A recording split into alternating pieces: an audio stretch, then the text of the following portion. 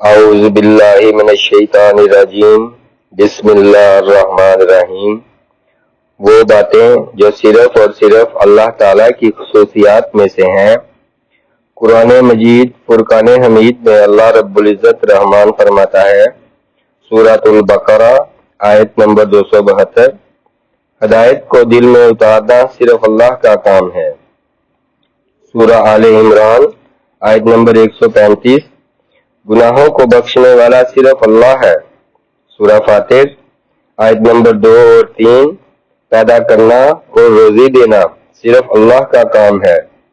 سورہ آل عمران آیت نمبر 126، فتح اور غلبہ عطا کرنے والا صرف اللہ ہے۔ سورۃ الانفال آیت نمبر 9، ہوش ہونا اور فریاد کو پہنچنا صرف اللہ کی شان ہے۔ سورۃ الرعد آیت نمبر 16، نفع اور نقصان کا مالک صرف اللہ ہے۔ سورہ آل عمران آیت نمبر 128، کائنات میں تصرف کا مالک صرف اللہ ہے۔ سورۃ المنافقون آیت نمبر 6، دعاؤں کا قبول کرنے والا صرف اللہ ہے۔ سورۃ الشعراء آیت نمبر 80، مریضوں کو شفا دینے والا صرف اللہ ہے۔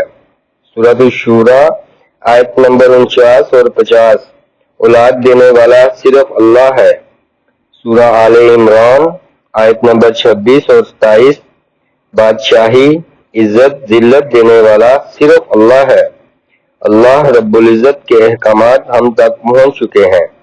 دعا ہے کہ اللہ رب العزت رحمان ہمیں سوچنے، سمجھنے اور عمل کرنے کی توفیق عطا فرمائے۔